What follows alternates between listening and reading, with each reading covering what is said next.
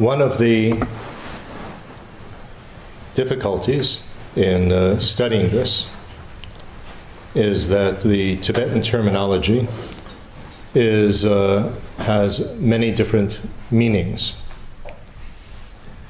Also eine der Schwierigkeiten beim Studium dieser Thematik ist, dass die tibetische Terminologie, die hier eingesetzt wird, verschiedene Grade der Bedeutungen hat. I have an article on my website called The Logical Pervasions of the Terms that are involved with the discussion of karma. I forget the exact title of the article. Mm-hmm. Logical pervasions of the different types of karmic aftermath. Alex hat auf seiner Website einen Artikel über dieses Thema, der handelt von den verschiedenen Bezeichnungen der karmischen Hinterlassenschaften. So, for example, the word habit in Tibetan can also be, the potentials and the tendencies can also be called habits. And it gets horrible that, the Tibetan terms can be used interchangeably with many of the different items that we've been discussing. So I have limited the use of the terminology to just one meaning: potential, tendency, and habit. But you'll get confused when you read the literature because the terms will be used almost interchangeably. So you have to look at the definitions of a specific type of item that can be called many different things.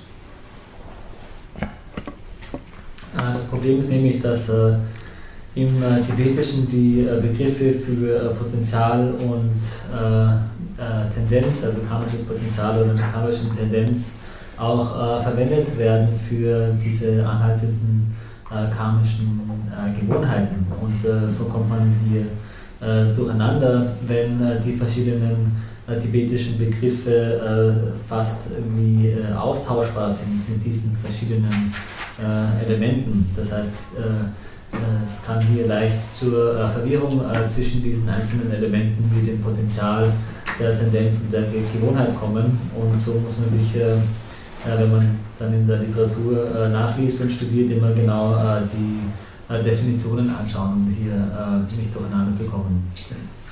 Okay, so we have potentials, constructive or destructive. Und Alex hat hier die Terminologie festgesetzt, wollte ich auch dazu sagen.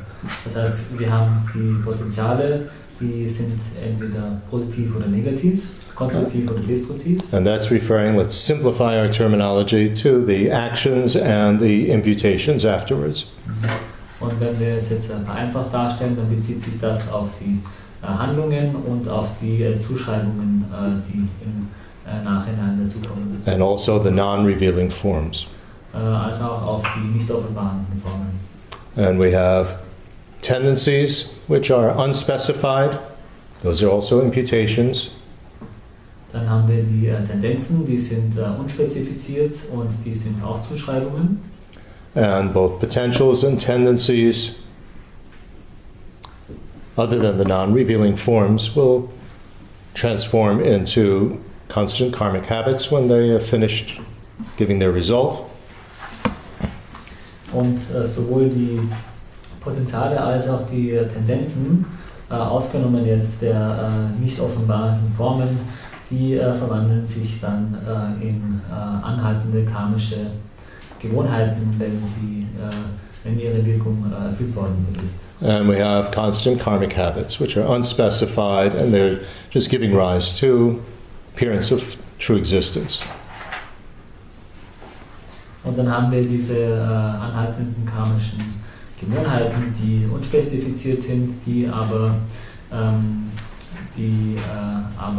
diese Erscheinungen von wahrhafter Existenz hervorbringen.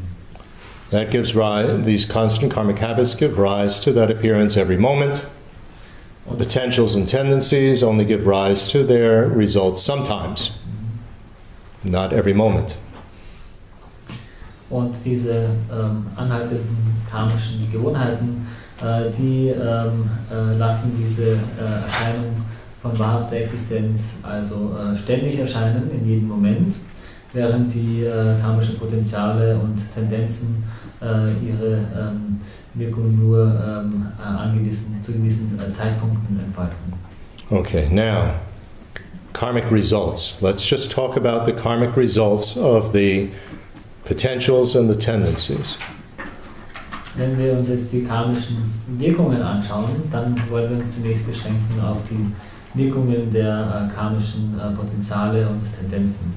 That's usually what we discuss when we talk about behavioral cause and effect. Das ist das, Talk about these results. wir uns normalerweise beziehen, wenn wir über verhaltensbedingte Ursache und Wirkung sprechen, nämlich diese karmischen Wirkungen. There are 4 types of results. Es gibt davon 4 Arten von Wirkungen. Actually, usually discussed as 3, and one of them has 2 parts, so let's just say 4. Diese werden normalerweise in einer Dreiergruppe diskutiert oder angeführt, wobei letzter Teil dann 2 Teile hat, aber der Einfachheit sagen wir, es sind 4 hier. Okay, so we have ripened karmic results. Also wir haben gereifte Wirkungen. We have karmic results that correspond to their cause in our behavior. Dann haben wir karmische Wirkungen, die ihrer Ursache in unserem Verhalten entsprechen. Then we have karmic results that correspond to their cause in our experience. Dann haben wir karmische Wirkungen, die ihrer Ursache in unserer Erfahrung entsprechen. And we have dominating karmic results. Und wir haben beherrschende karmische Wirkungen. Okay.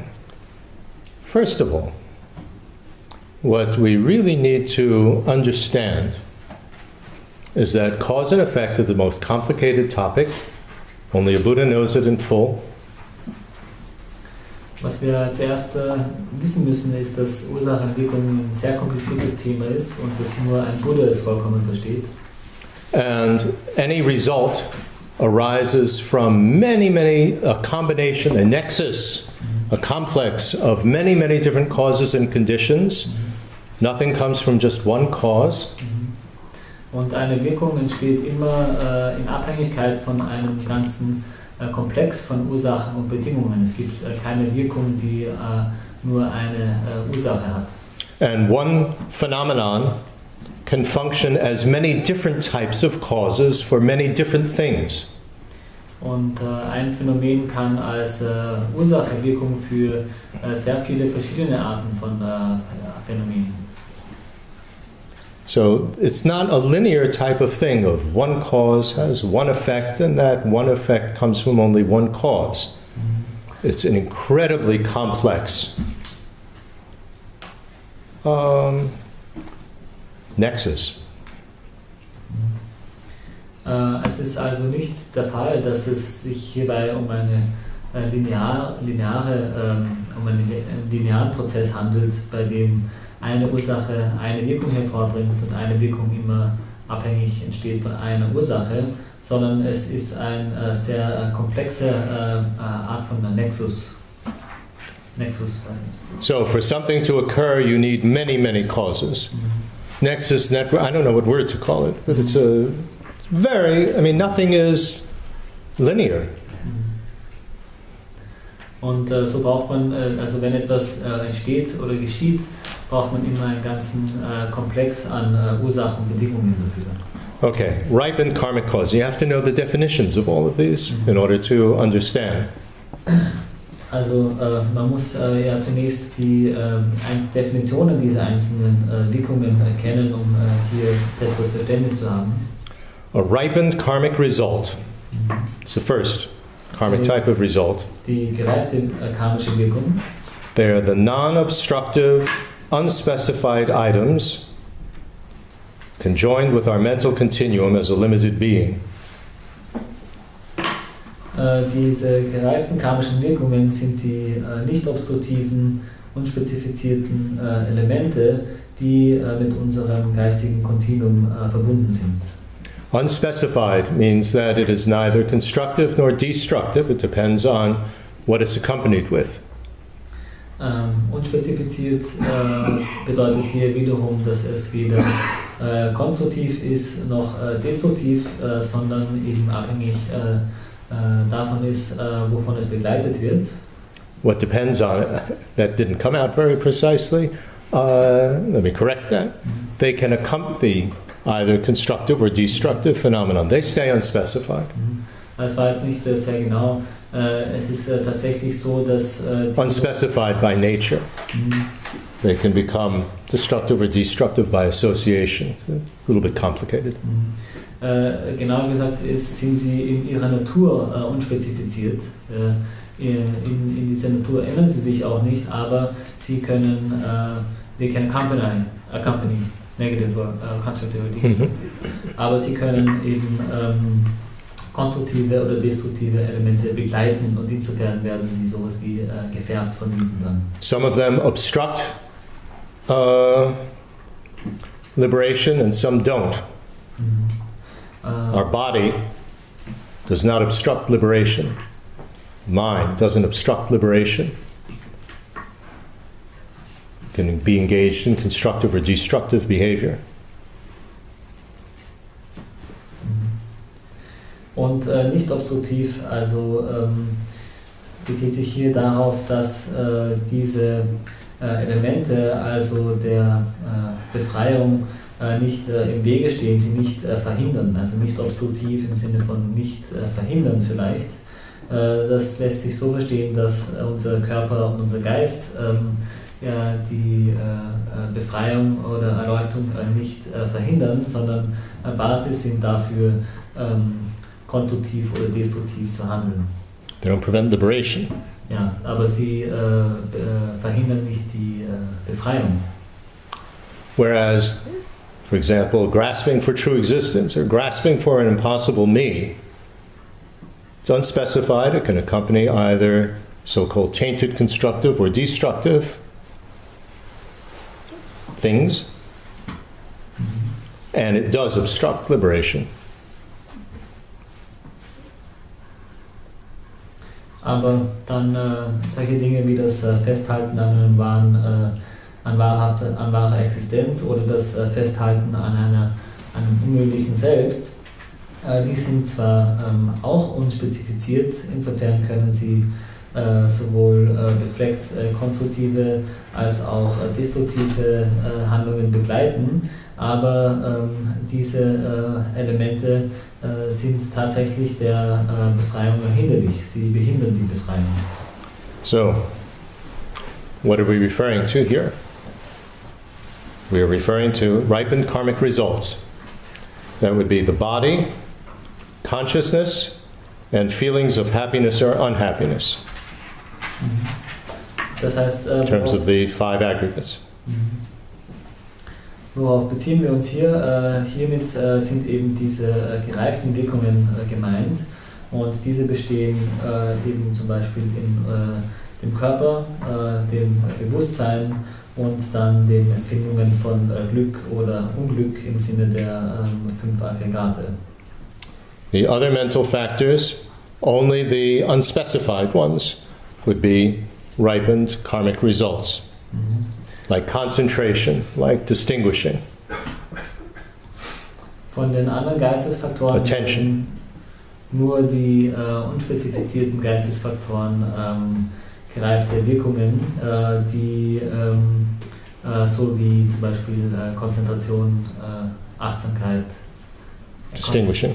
Unterscheiden und so weiter.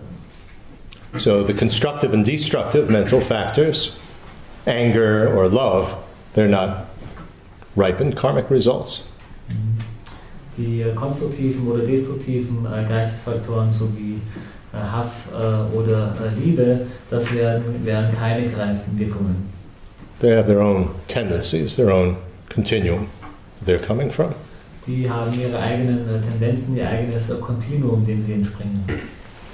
So, ripened karmic results come about from ripening karmic causes. They're also conjoined with our mental continuum. Diese gereiften karmischen Wirkungen entspringen gereiften karmischen Ursachen, die auch mit unserem geistigen Kontinuum verbunden sind. You know, in Vasubandhu's system, we have 6 types of causes and 4 types of results, plus some more that are not included in that list.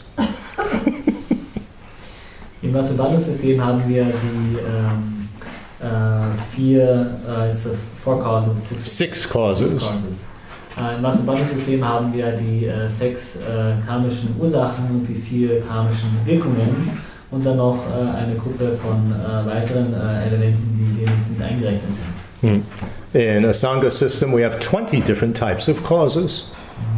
So the analysis of causality and the different types of causal factors is very, very sophisticated, complex. Und im Asanga-System haben wir dann also eine Anzahl von 20 karmischen Ursachen. Das heißt, hier ist die Diskussion der Kausalität und der Darstellung der kausalen Faktoren noch einmal etwas komplizierter.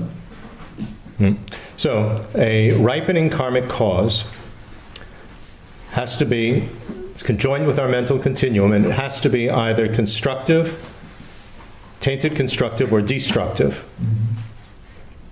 Und diese gereiften karmischen Wirkungen, die Teil unseres, also die verbunden sind mit unserem geistigen Kontinuum, die müssen nun entweder befleckt, konstruktiv oder destruktiv sein. Right? So, constructive or destructive, ripening cause for something unspecified.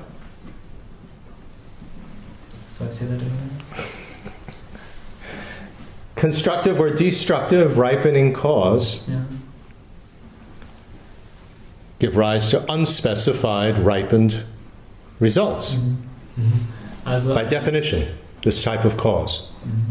Eine konstruktive oder destruktive karmische Ursache gibt ripening cause. Gereifte Ursache. 6 type of causes, 20 type of causes. You have to give the name of the type of cause we're talking about. Also eine konstruktive gereifte ripening cause, right.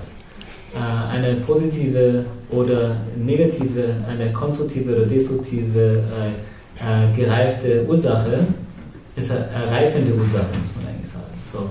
Also eine konstruktive oder destruktive reifende Ursache bringt eine unspezifizierte gereifte Wirkung hervor. But add more to the definition, they are not devoid of the moisture of thirsting. Ja. Aber, um mit der Definition weiter fortzufahren, the ripening cause ist not devoid. Ja. Diese reifende Ursache ist nicht frei von der Feuchtigkeit des Durstes. Okay, that word, which I'm translating from the Sanskrit, thirst, is usually translated from the Tibetan, which they translated as craving. However, the original Tibetan word, the original Sanskrit word means thirst. Therefore, it fits the definition, the moisture, the low level of moisture of thirst. And that is the 8th link in the 12 links of karmic, of dependent arising. Also was hier übersetzt wird mit Durst, das ist eine Übersetzung aus dem Sanskrit, die im Tibetischen übersetzt wird mit sowas wie Verlangen. Und Alex bezieht sich hier aber eben auf die auf den ursprünglichen Begriff im Sanskrit, der so viel bedeutet wie Durst. Und dieser Durst oder dieses Verlangen ist gleichenfalls das 8. Glied der 12 Glieder des abhängigen Entstehens. Thirsting, the 8th link, is one of the 2 links of the 12 links that activate karmic potential. Und diese, So we're talking about this ripening cause has to be activated. The potentials have to be activated, and they're activated by thirsting.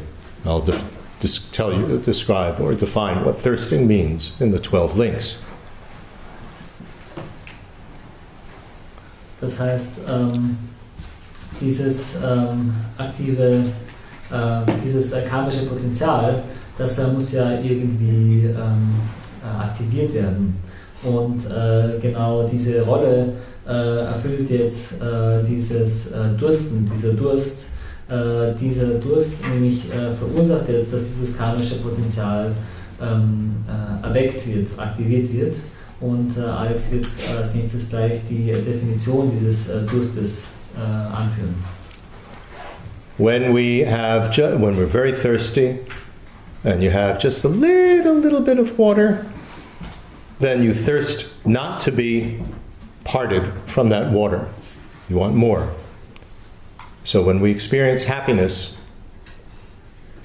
we don't want to we thirst not to be parted from it.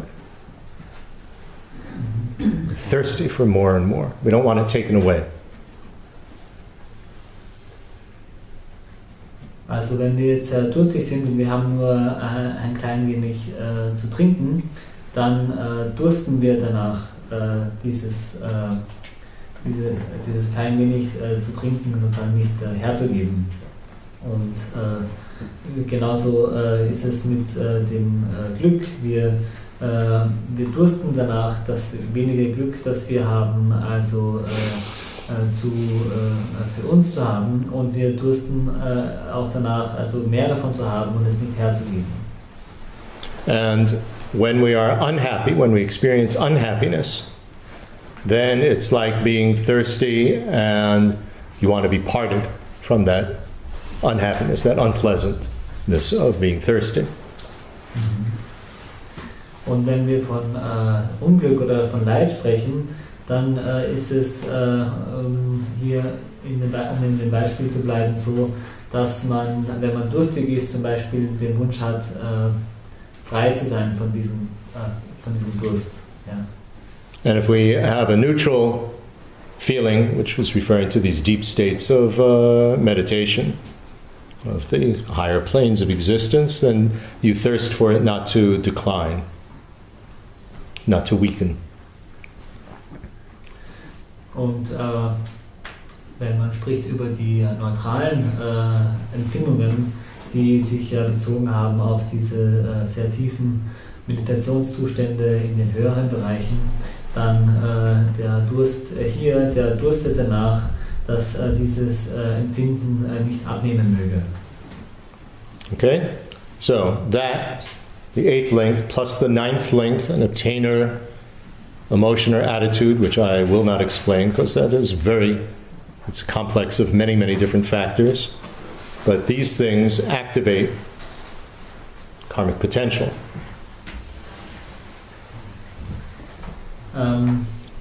Dieses Dursten, dieser Durst gemeinsam mit dem folgenden Glied, nämlich, was ist denn das 9. Glied? Obtaining. Verlangen. Verlangen. Das 9. ist Anhaften. Ergreifen. Ja. Sagen wir, So an obtainer is literally the word. What obtains the next rebirth. It's not the same word grasping as grasping for true existence. Completely different word. Ja. That's why it's confusing to translate it as grasping. Then you get confused. Not that word. Dieses 8. und das 9. Glied gemeinsam, das sind also diese beiden Faktoren, die jetzt dieses karmische Potenzial aktivieren. So, what we are referring to here is that the karmic potential. So you remember what's karmic potential? It's the thinking, speaking, acting.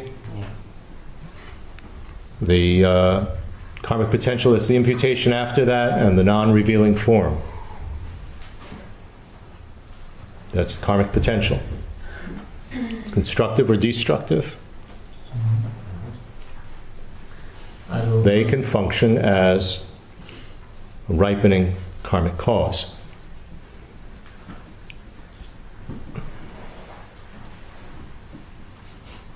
Karmic tendencies are unspecified. They do not function as ripening causes.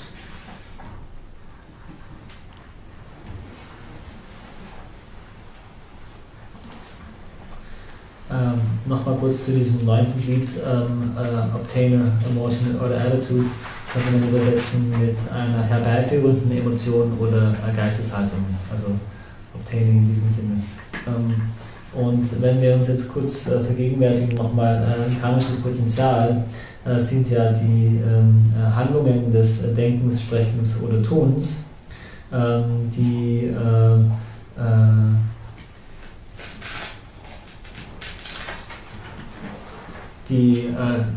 dann auch das, was ihnen im Nachhinein zugeschrieben wird, deren Zuschreibungen, als auch die nicht offenbarenden Formen.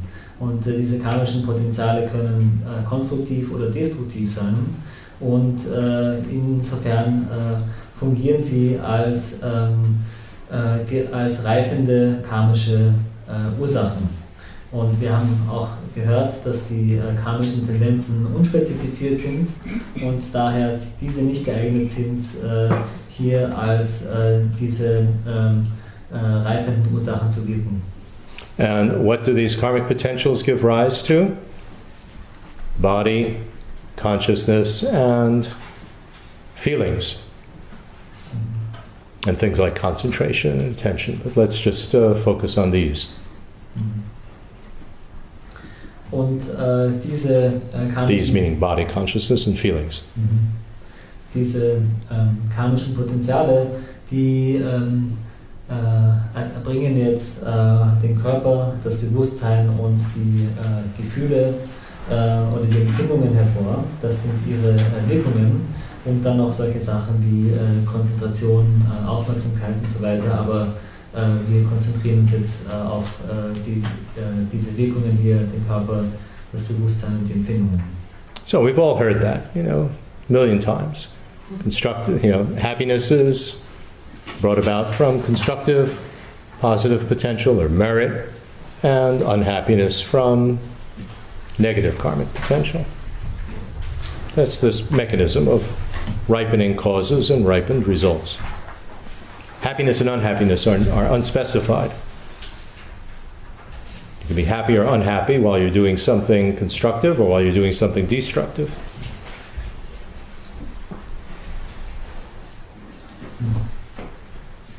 Und das haben wir also jetzt alle schon oft gehört, dass Glück die Wirkung ist von konstruktiven Handlungen oder sogenannten Verdienst und dass Unglück die Wirkung ist von destruktiven Handlungen. Und das ist dieser Mechanismus, in dem reifende Ursachen und gereifte Wirkungen funktionieren und das Glück oder das Leid als Wirkung, diese sind dann wiederum unspezifiziert, weil es einem möglich ist, glücklich zu sein bei einer Handlung, die konstruktiv ist oder bei einer Handlung, die destruktiv ist und mit dem Leid dasselbe. When we talk about the body being a ripened result, what does that mean? Wenn wir jetzt darüber sprechen, dass der Körper eine gereifte Wirkung ist, dann was ist die Bedeutung davon hier? In terms of the 12 links, we're talking about the attainment of a body in a future life. What type of body we're going to attain? Body of an animal, body of a ghost, body of a human. Body itself, in the case of humans, comes from the sperm and egg of the parents. Sperm and egg are not the ripening causes. We're talking about what causes us to have that type of rebirth, not what makes the body.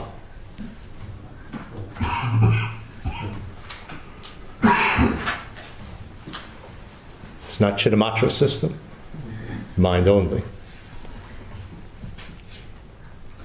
Also, wenn wir hier von dem Körper sprechen, dann sprechen wir hier im Kontext der 12 Glieder des abhängigen Entstehens. Und wir sprechen hier darüber, was für eine Art von Körper wir mit diesen Ursachen und also reifenden Ursachen und gereiften Wirkungen erlangen, nämlich im zukünftigen Leben, nämlich den Körper eines Tieres, den Körper eines Menschen, den Körper eines Geistwesens und so weiter. Der Körper selbst, der entspringt nicht diesen reifenden Ursachen und ist keine gereifte Wirkung, sondern entsteht ja zum Beispiel im Falle eines menschlichen Körpers als die Auswirkung von dem Samen und der Eizelle. Das heißt, hier ist nicht die Rede davon, was den Körper verursacht und hervorbringt, sondern was uns veranlasst, eine gewisse Art von Körper zu haben. Das heißt, das ist keine Darstellung in dem Chitta-Material-System hier. And if we speak in terms of a moment of cognition, und wenn wir jetzt im Sinne sprechen von einem Moment der Wahrnehmung, then in this moment, what is responsible for consciousness, feeling of happiness, attention, and so on, and the body as the basis for this, and the cognitive sensor. Which cognitive sensors are going to be involved? Wenn wir uns das jetzt anschauen in einem Moment unserer Wahrnehmung, dann ist hier die Frage, also was ist die Ursache für unser Bewusstsein in einem Moment oder für unseren Körper beziehungsweise für die verschiedenen Wahrnehmungssensoren, die an diesem Wahrnehmungsvorgang beteiligt sind. You know, am I going to hurt you with my hand? Am I going to hurt you with my foot? You know, that sense of the body. But the body itself, it's coming from its own causes, own different types of causes. Sorry, I think I didn't get the first part. Did I just translate? Well, no, this first part is that what part of the body is going to be involved in a moment of cognition or a moment of doing something. Or in a cognition, is it going to be my photosensitive cells of the eyes? Is it going to be the sound sensitive of the ears? Which ones are going to be involved? But it doesn't create these things. Sorry. Also, the ripening cause. Die Rede ist hier davon, also in einem Augenblick unserer Wahrnehmung, welcher Teil zum Beispiel unseres Körpers wird hier daran beteiligt sein. Also wenn wir jetzt jemanden schlagen, schlagen wir ihn oder sie mit unserer Hand, mit unserem Fuß und so weiter. Oder in Bezug auf die Wahrnehmungssensoren sind hier in diesem Moment der Wahrnehmung beteiligt die lichtempfindlichen Zellen der Augen, die geräuschempfindlichen Zellen der Ohren und so weiter und so fort. Aber es geht nicht, bei diesen gereiften Wirkungen geht es nicht um den Körper selbst. And the object of the cognition, like if I'm going to hit you, you, I mean the body, this is called a simultaneously acting condition of the cognition. It's not ripening from that potential like it would in the Chittamatra system. It's a condition that is acting simultaneously with what's coming from my side.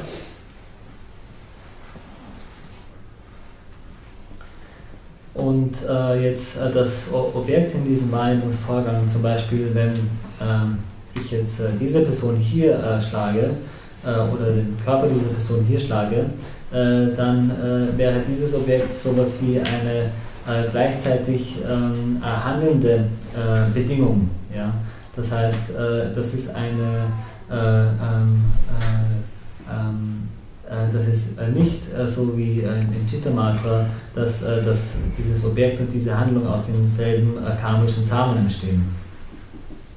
And his body, well, that is there's a simultaneously arising cause of the body. Simultaneously arising causes are which means that the cause is occurring at the same time as the result. That would be the elements of the body. So the liquid, the solid, the gaseous, the air in his lungs, digestive system, circulatory system. These are obviously in some sense cause his body. And they simultaneously arise with the body that I'm hitting. Without them, you wouldn't have the body. It's what the body is made of. That's a different type of cause.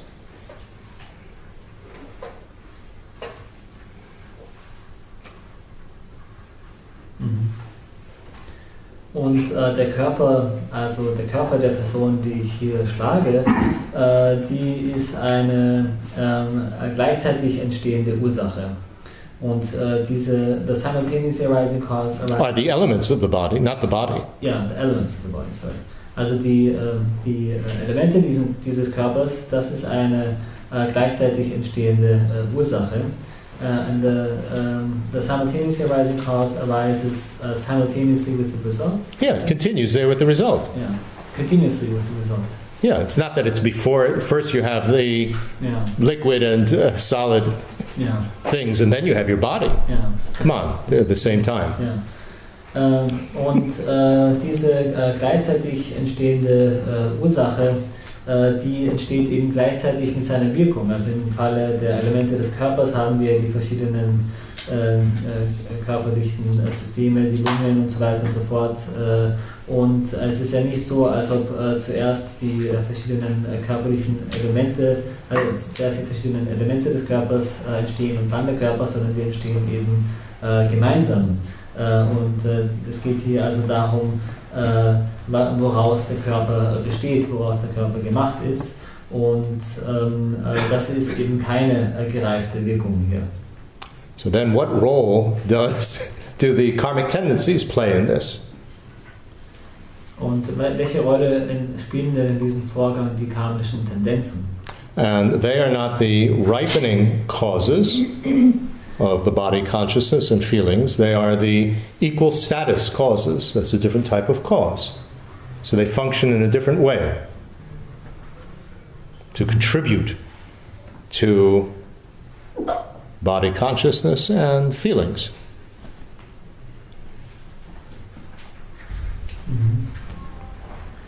Dann the karmic tendencies, right? Ja.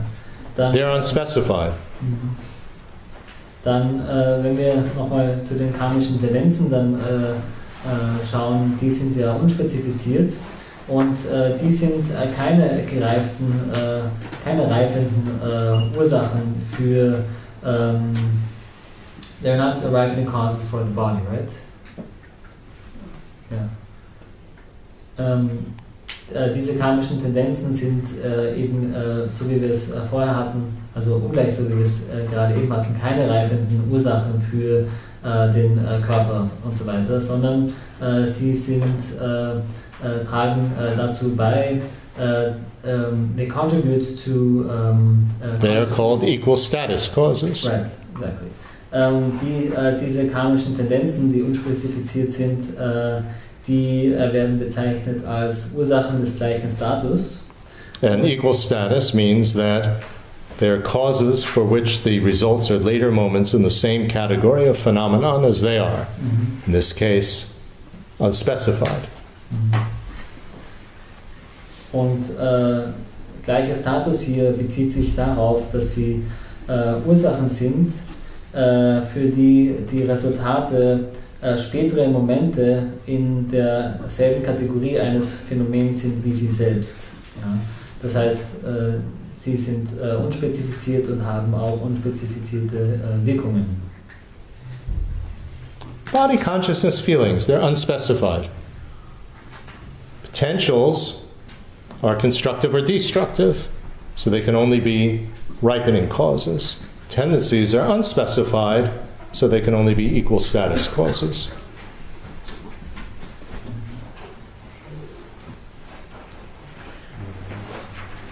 Each functions in a slightly different way, participating in the causal complex.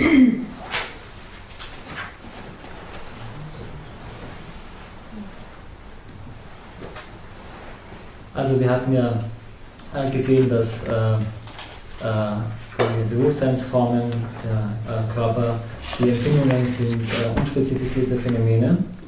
Das heißt, dass nur die karmischen Tendenzen, deren Ursachen des gleichen Status sein können. Ich hoffe, ihr habt das richtig verstanden.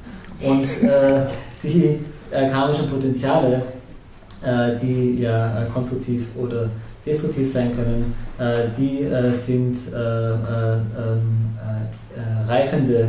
können reifende Ursachen sein. Und das sind eben die diese verschiedenen Arten von Ursachen, die funktionieren in verschiedenen Art und Weisen und tragen aber gemeinsam dazu bei, dass dieser Kausalkomplex hier zustande kommt. Now, the next type of karmic results are the karmic results that correspond to their causes in our behavior. Dann hatten wir als nächstes Element in dieser Liste die karmischen Wirkungen, die ihrer Ursache in unserem Verhalten entsprechen. And that refers to the mental factors of liking or wishing to repeat a previously committed karmic action. Remember how we started the whole sequence of how karma unfolds. First you have a mental factor of liking, I'd like to do this. So that mental factor is the karmic result that corresponds to the cause in our behavior. You'd like to do it, and then based on that, you do it. If the urge then arises, and if I would like to yell at you, that doesn't mean that I have to yell at you. I could decide not to. That's where you stop, where self-control comes in. Once the compelling urge is there, that's hard to stop. You could stop it I feel like it. I feel like going to the refrigerator. I pass the bakery. I would certainly like to have a chocolate cake. That doesn't mean that I go in and have the chocolate cake. But that's going to continue arising. Stop smoking. I'd still like to have a cigarette. Doesn't mean that I'm going to smoke.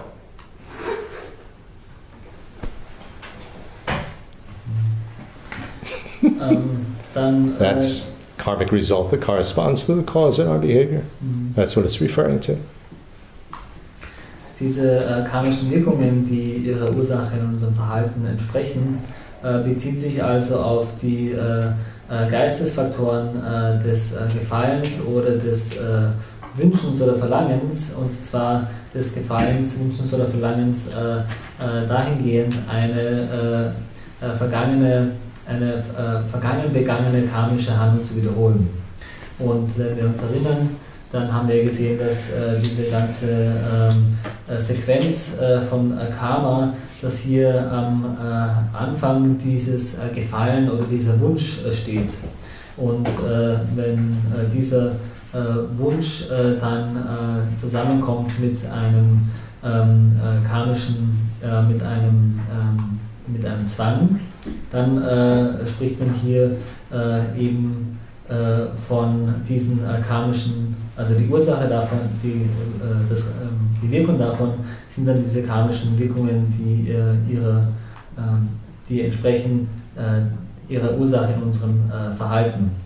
Um das zu veranschaulichen, können wir sagen, nur wenn man das Verlangen danach hat oder den Wunsch hat, jemanden anzuschreien, dann muss man ja noch nicht zwangsweise diese Person auch tatsächlich anschreien. Man kann hier Selbstkontrolle entwickeln, um diesem Drang zu widerstehen. Oder und dieses Wunsch, dieser Verlangen aber, der geht oft weiter. So, es ist ja zum Beispiel so, wenn wir aufgehört haben zu rauchen, dann haben wir zwar aufgehört zu rauchen, wir üben diese Handlung nicht mehr aus, aber das heißt nicht, dass dieser Wunsch und dieses Verlangen vollkommen ausgelöscht ist. Dieses geht tatsächlich weiter. So, where are these results, just wanting to do something, to repeat a previous action, where are they coming from? That's coming from the karmic potentials. Also, wo entspringen jetzt diese Wirkungen, die einem dazu bringen, den Wunsch zu haben, gewisse Dinge zu wiederholen? Diese Wirkungen entspringen den karmischen Potenzialen. But the wanting to do something, to want to do something destructive or wanting to do something constructive. So they are constructive or destructive. The karmic results. The wanting to do something, Yeah. Mm-hmm. liking to yell at people, liking to eat chocolate. So that's constructive or destructive, so they cannot be ripened results. Ripened results are only unspecified. Und dieses Gefallen oder dieses Wünschen, dieses Verlangen, das ist ja entweder konstruktiv oder destruktiv. Also ich habe vielleicht den Wunsch, jemanden anzuschreien, oder ich habe den Wunsch, Schokolade zu essen. Und als solche können sie eben nicht gereifte Wirkungen sein, die unspezifiziert sein müssen. So these are equal status results of karmic potentials. Karmic potentials are constructive or destructive, and wanting to do something is constructive or destructive. So the relation between the two has to be one of equal status. It can't be a ripening relationship.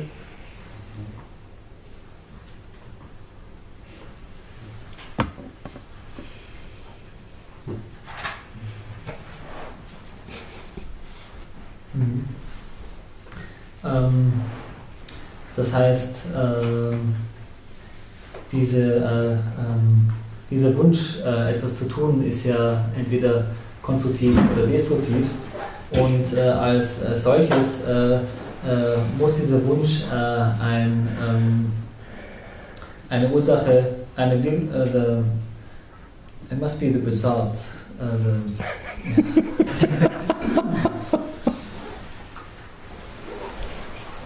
Equal status. Yeah. Potential is constructive or destructive. The result is constructive or destructive. Right, and the result is the wanting to do something. Yeah, I want to help you, or I want to make it more difficult for you. Right. Also, wir haben ja gesehen. What would I like to do? Yeah. Torture you or help you? Also, wir haben ja gesehen, dass das karmische Potenzial, das kann positiv oder negativ sein, je nachdem, wie die Absicht ist.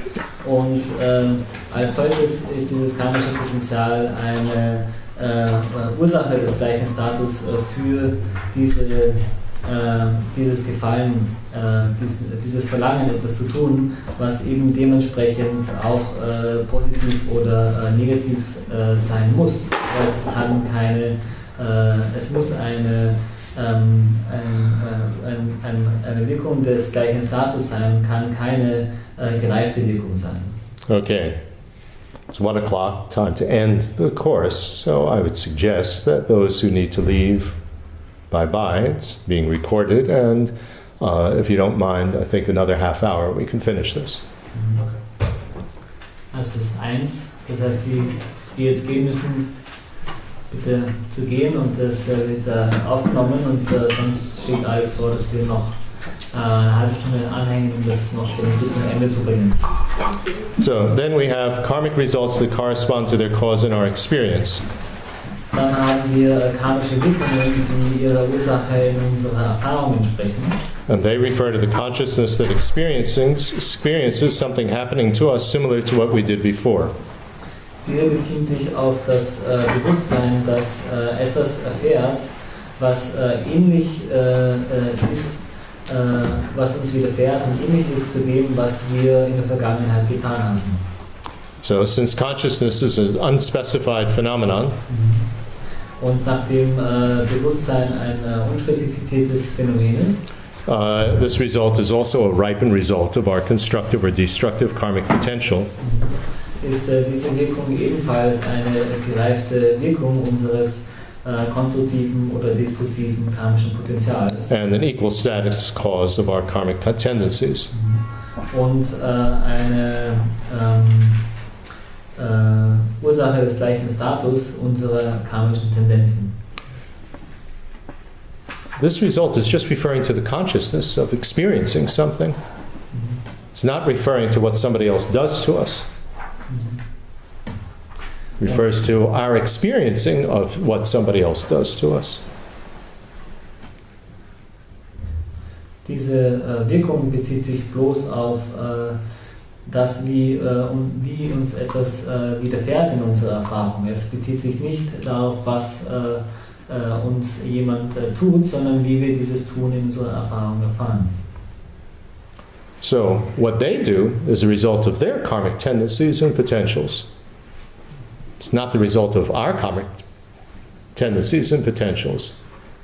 What comes from our tendencies and potentials is just to experience that.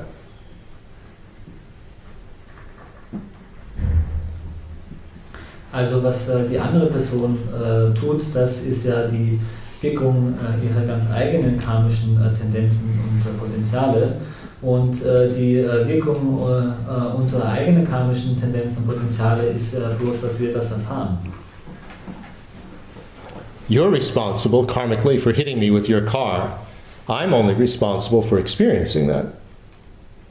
I didn't cause you to hit me with your car. It's very important, actually, in terms of our whole Western syndrome of guilt. I didn't cause you to hit me with your car. Your karma caused you to hit me with your car. My karma just caused me to be hit by the car.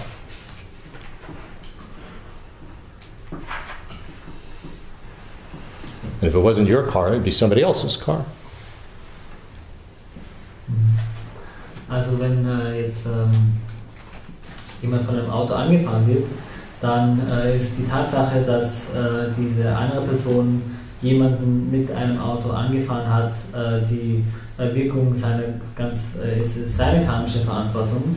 Und meine Erfahrung, dass ich von einem Auto angefahren wurde, das ist meine karmische Verantwortung. Und das ist wichtig, wenn wir hier nachdenken über die verschiedenen Ansichten über Schuld und Schuldzuweisung, die im Westen vorherrschen. Also es war nicht so, dass ich es irgendwie verursacht hätte, dass diese Person mich anfährt, sondern ich habe nur sozusagen die Ursachen dafür geschaffen, angefahren zu werden. Und wenn es nicht diese Person gewesen wäre, dann wäre es vielleicht eine andere Person gewesen. So, then we have dominating results. Dann haben wir noch dominierende Wirkungen. They refer to the consciousness, again, the consciousness that experiences the type of environment or society in which we are born or enter. Und die dominierenden Wirkungen beziehen sich wiederum nur auf das Bewusstsein, und zwar auf das Bewusstsein, dass die Art der Umgebung oder der Gesellschaft erfährt, in die wir hineingeboren sind oder in die wir eintreten. And the way it treats us. Und auch die Art und Weise, wie wir darin behandelt werden. Or a consciousness that experiences objects such as our possessions and what happens to them. Oder things always break or things never break. Oder auch auf das Bewusstsein, das erfährt, wie das Objekte erfährt und wie es diese Objekte erfährt, so wie zum Beispiel unser Hab und Gut und was mit ihm passiert, zum Beispiel gehen Dinge immer kaputt oder die Dinge gehen nie kaputt und so weiter. And they are dominating in the sense that they extend over and dominate everything that we experience. Und sie sind dominierende Wirkungen in a particular rebirth. In dem besonderen Sinne, dass sie eben über alles, was wir erfahren und insbesondere über unsere Wiedergeburt dominieren. So the environment arises from all sorts of external causes. Karmic aspect of it is our experiencing that environment. Now, of course, we could have contributed to the pollution. That's something else. That's called a man-made result.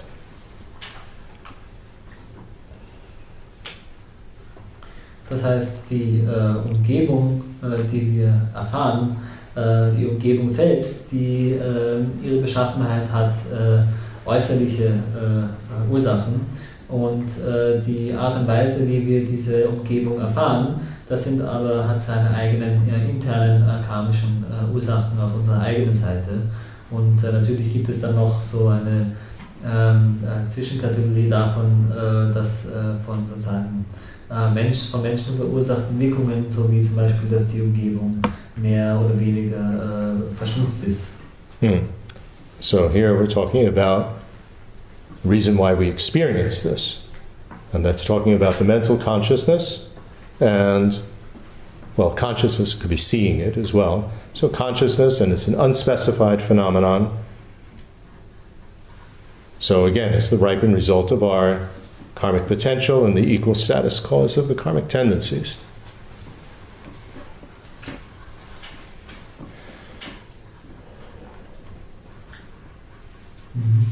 Und wir sprechen hier ja noch immer darüber, was dazu führt, dass wir gewisse Dinge erfahren. Und was erfährt, ist ja das Bewusstsein, also das Sehbewusstsein oder das geistige Bewusstsein und so weiter. Und das Bewusstsein selbst, das ist immer unspezifiziert. Und das wiederum ist also das gereifte Resultat der karmischen Potenziale und die Wirkung von gleichem Status der karmischen Tendenzen.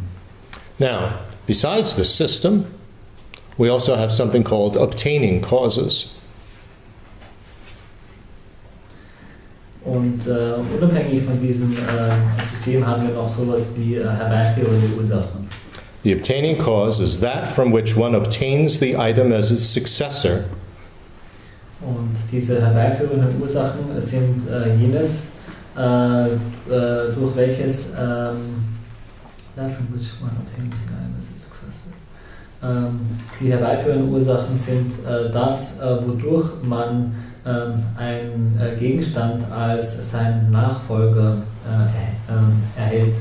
And thus which ceases to exist when its successor arises or its series of successors finish arising. Und welches dadurch aufhört zu existieren, wenn sein Nachfolger entsteht oder seine Serie von Nachfolgern aufhört zu entstehen. You know, when you get the seed is the obtaining cause for the sprout. When the sprout arises, you no longer have the seed. Sprout is the successor of the seed, comes next. Okay. Um das zu veranschaulichen, wenn wir den Samen haben als herbeiführende Ursache für den Sprossen, dann, wenn der Sprosse entsteht, dann gibt es keinen Samen mehr. Der Sprosse ist der Nachfolger des Samens. Ja. Sprossling. So, the karmic causes, the karmic potentials, which have the essential nature of a tendency, and the karmic tendencies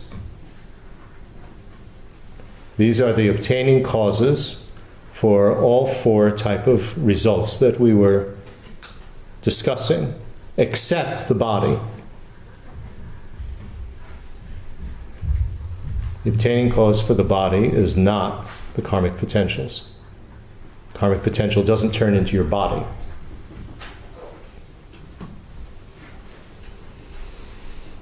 Das heißt, turns into the consciousness or the feelings or these sort of things. It's from which you obtained. It turns into is not so accurate either.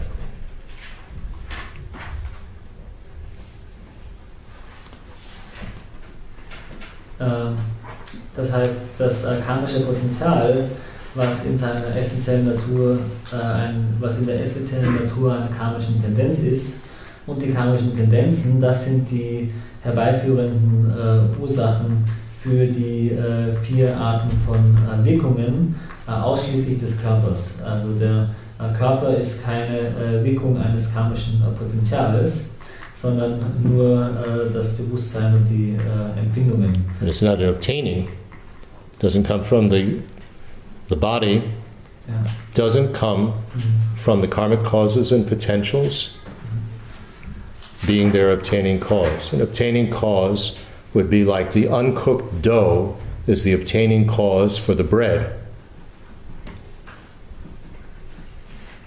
So the karmic tendencies and potentials are the obtaining cause for consciousness and feelings and so on, but they're not the obtaining cause for the body. Also die karmischen Potenziale und Tendenzen sind herbeiführende Ursachen für das Bewusstsein und die Empfindungen, aber eben nicht für den Körper. Wir können das vergleichen, die herbeiführende Ursache für einen Laib Brot zum Beispiel wäre der ungebackene Teig, und insofern können wir verstehen, dass die karmischen Tendenzen und karmischen Potenziale keine herbeiführende Ursache für den Körper sein können.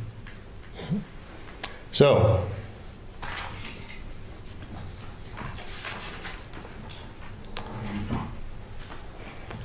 we have one other aspect that we need to bring in here, and that's called the natal source. Dann müssen wir hier noch einen weiteren Aspekt einbringen, nämlich den einer Ursprungsquelle. And the natal source is like the womb that gives rise to a baby, or an oven giving rise to a bread.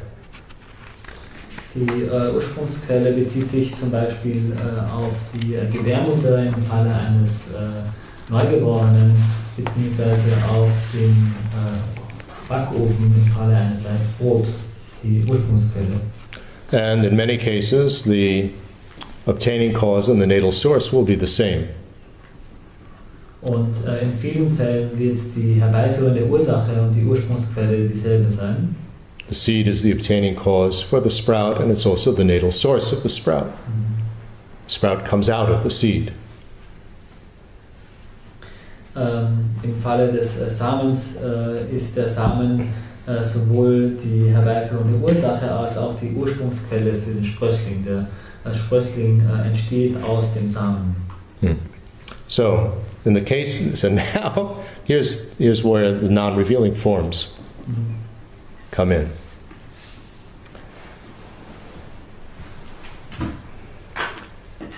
First of all, I should mention in terms of positive potential, a network of positive potential, it will build up or contribute to either more samsara, better samsara, nicer samsara, or liberation or enlightenment, depending on the motivation and dedication. If the motivation is bodhicitta and it's dedicated to bodhicitta, to our enlightenment, then it acts as an enlightenment building network of positive force. If it's not dedicated, just will contribute to a nicer samsara.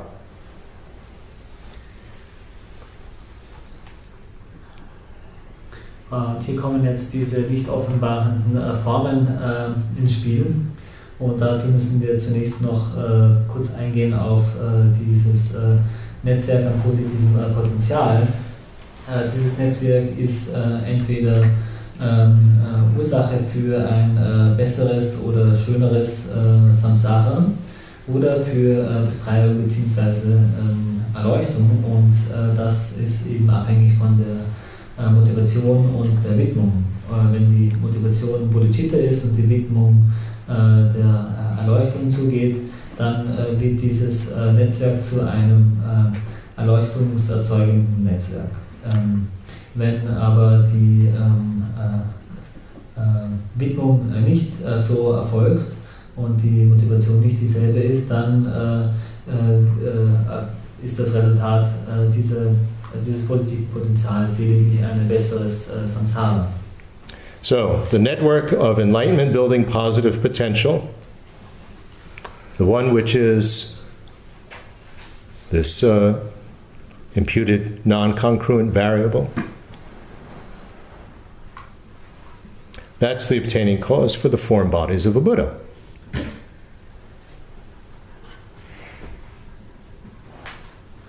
Also im Falle eines erleuchtungsbringenden Netzwerks an positivem Potenzial ist diese zugeschriebene, nicht kongruente, beeinflussende Variable die herbeiführende Ursache für den Formkörper eines Buddha.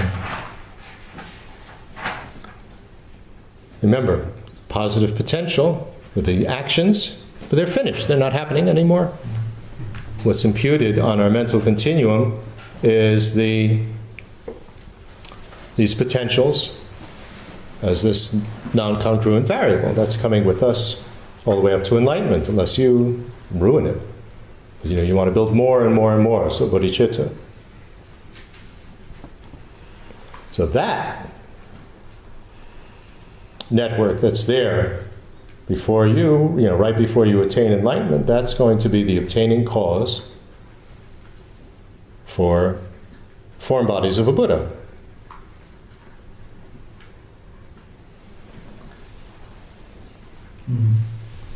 Also im Falle eines positiven Potenzials, dieses Netzwerk von positivem Potenzial jetzt, haben wir ja einerseits die Handlungen, die sind aber beendet, und wir haben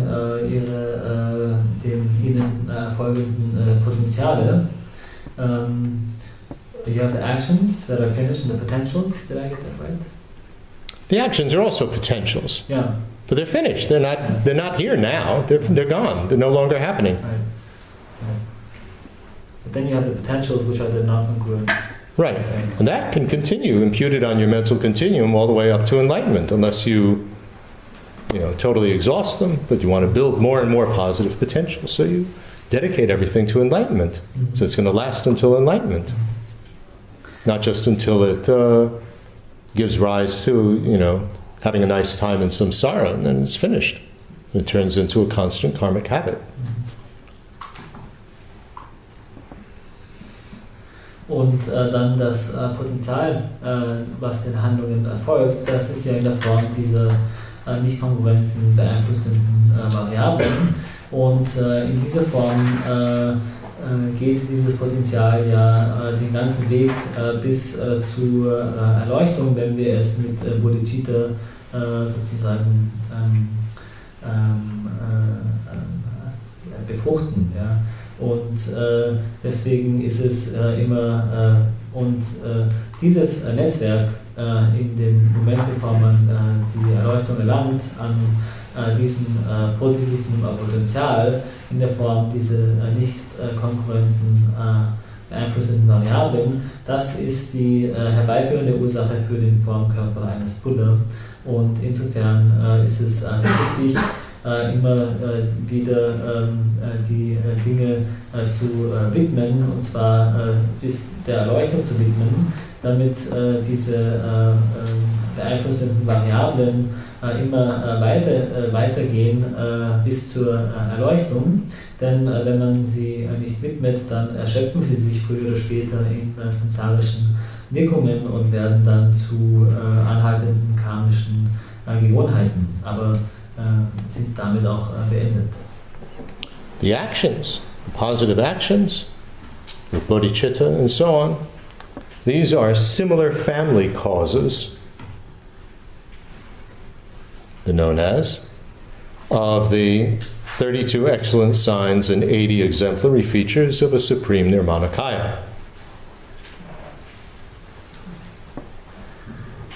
You know, what's the cause of a Buddha having a long tongue? You know, these major and minor marks of a Buddha. It's because as a bodhisattva, Buddha took care of others, you know, with as much kindness as a mother animal licking her young. So that positive potential of the actual action, that is a similar family cause. It's like a model for the features of a supreme Nirmanakaya. You can't say it's the obtaining cause. It's no longer happening.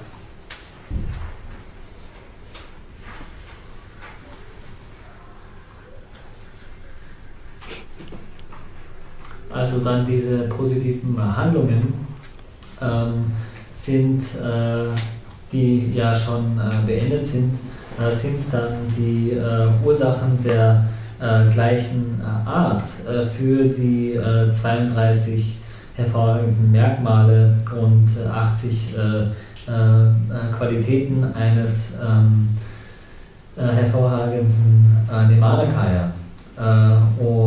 Eines davon zum Beispiel ist die lange Zunge, die ein Buddha hat, als eines dieser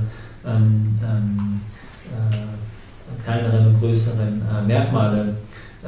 Und hier heißt es ja, dass der Buddha als Bodhisattva sich so sehr um die fühlenden Wesen gekümmert hat, so wie eine Mutter ihr Kind mit ihrer Zunge irgendwie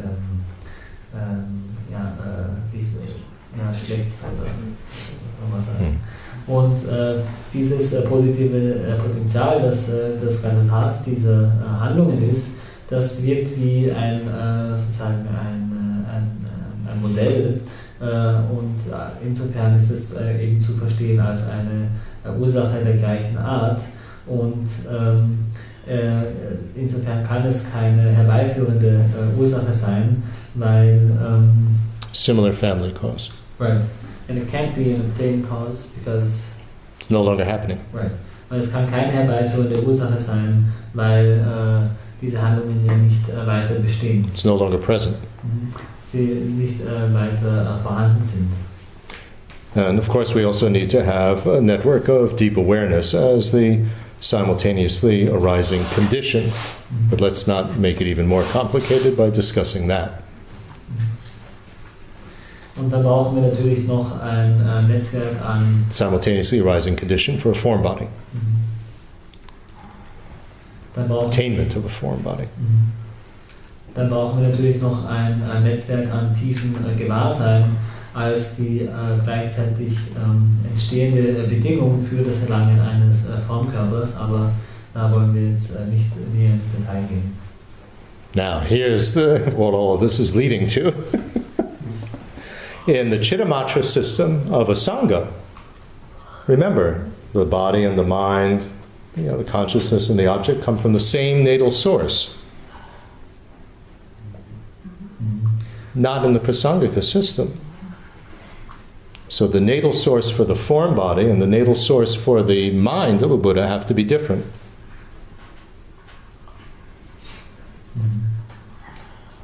Also worauf das alles jetzt hinausläuft, ist ja, wenn wir uns erinnern, im Chittamatra-System von Asanga, dann dort entspringen der Körper, der Geist und das Bewusstsein, diese Dinge derselben karmischen Ursache. Aber das ist nicht so im Prasangika-System. Hier hat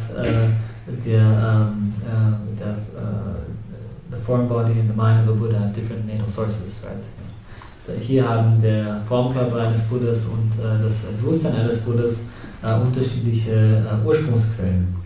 And now this is my own analysis. So I may be wrong, but what makes sense to me is that the natal source as the immediately preceding cause, in other words, what's there the moment right before, for the form body, as we were discussing before, should also be a form of physical phenomenon. Therefore, non-revealing forms and bodhisattva vows as a non-revealing form of the positive potential and the bodhisattva vows. I think that is one of the reasons why Tsongkhapa reinstates this whole explanation from Vasubandhu of the non-revealing forms. So you have an immediately preceding cause for the form bodies of the Buddha as its natal source, which is also a form of physical phenomenon and part of that whole network of positive force. Also Alex' eigene Analyse führt ihn es also dahin zu sagen, dass diese Ursprungsquelle für das Erlangen eines Formkörpers, eines Buddhas, als nämlich unmittelbar vorangehende Ursache ebenso eine Form von physischen Phänomenen sein muss. Ja? Das heißt, der Formkörper eines Buddhas ist eine Form von physischen Phänomenen, das heißt, seine Ursprungsquelle, dem Erlangen des Formkörpers unmittelbar vorgehende Ursache, muss ebenso eine Form von physischen Phänomenen sein.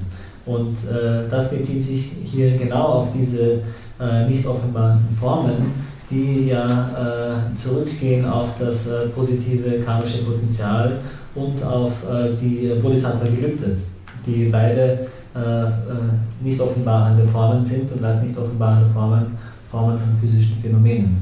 Und deswegen glaubt Alex, dass Tsongkhapa hier eben sich wieder zurückbezieht auf Vasubandhu, um diese nicht offenbaren Formen und diese Formen von physischen Phänomenen als die Ursache des Formkörpers eines Buddhas wieder zu betonen. So our gross body, our tainted body, even with the channels and winds and so on, that doesn't transform into a body of a Buddha. But you have this non-revealing forms and bodhisattva vows. In the sutra system, Nuttara Yoga Tantra system, you would also then discuss, well, what are the non-revealing forms made of? And then you get into the discussion of the subtlest winds and so on. That's a further refinement.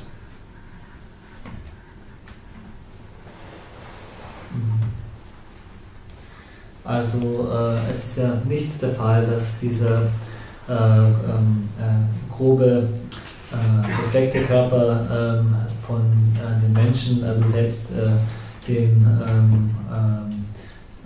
Kanälen und Winden mit eingeschlossen, dass es dieser Körper ist, der Ursache wäre oder der sich transformiert in den Formkörper eines Buddhas. Aber im Sutra-System kann man davon sprechen, dass hier eben die Ursachen für das Erreichen eines solchen Formkörpers sind diese nicht offenbarenden Formen gemeinsam mit den Bodhisattva-Gelübden. Und das ist sozusagen eine Sutra-Sichtweise. Und wenn wir jetzt das vom Standpunkt des Tantras aus betrachten, dann würde man hier schauen, woraus bestehen denn diese nicht offenbarenden Formen und würde wieder also auf die Winde und so weiter zurückkommen und hätte hier noch würde hier noch zurückkommen auf den subtilsten Wind und das ist hier noch eine feinere Art der Sichtweise. So now we can understand why it is such an incredible disaster to give up bodhicitta, bodhisattva vows, I'm never going to work to help others, and so on. Then you lose that non-revealing form, and you lose the vow. You no longer have that which is going to give rise to the form bodies of a Buddha. So, disaster. Und vor dem Hintergrund können wir auch verstehen, warum es so schrecklich ist, wenn jemand Bodhicitta aufgibt oder die Bodhisattva-Gelübde zurücklegt, weil man mit so einer Handlung auch diese nicht offenbarende Formen verliert, die dann eigentlich die Ursachen sind für den Formkörper eines Buddhas. So, this is a fairly detailed explanation. Obviously, it could be more detailed, and we have to work with it.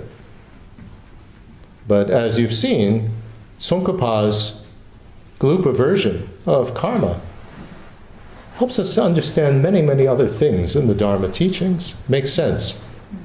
We can understand why, then, he rejected the system that was for explaining karma that was prevalent at his time and went back to Vasubandhu.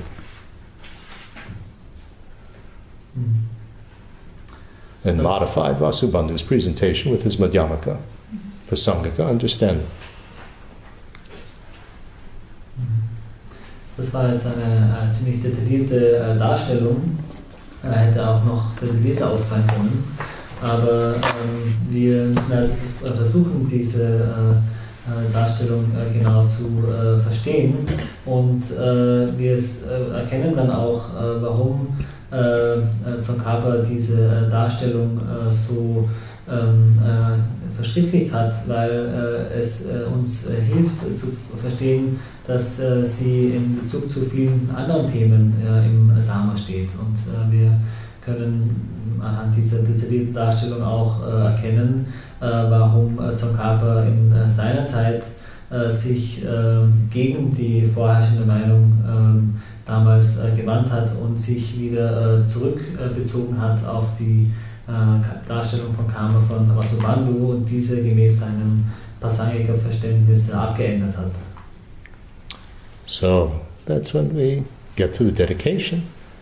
It's when we say whatever positive force, it's positive potential, whatever understanding that's going toward the side of deep awareness network, although not definitional, may that act as a cause for everybody to reach enlightenment. So what you're doing is strengthening the positive, the enlightenment building, plus it's with bodhicitta. We started with the motivation and now the dedication. So enlightenment building. So you strengthen more and more that enlightenment building positive potential, which is both in terms of that non-congruent variable, so that imputation, and as well the non-revealing form.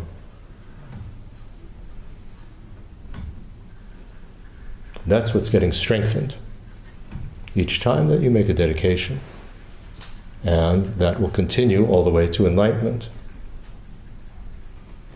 And be responsible in a very complex way for the form bodies of the Buddha.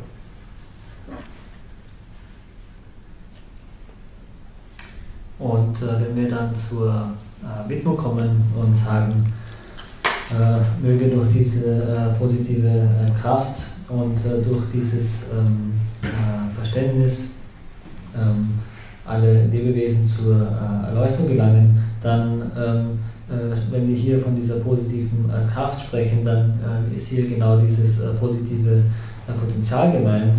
Und wenn wir uns auf unser gewonnenes Verständnis beziehen, dann geht das in Richtung dieses tiefen Gewahrseins. Und was wir also tun, wenn wir in dieser Art und Weise widmen, dann stärken wir dadurch dieses erleuchtungsbauende Netzwerk, weil wir hatten ja mit der Motivation von Bodhicitta hier begonnen. Und zwar stärken wir es dadurch, dass wir dieses positive Potenzial widmen zur Erleuchtung. Und dieses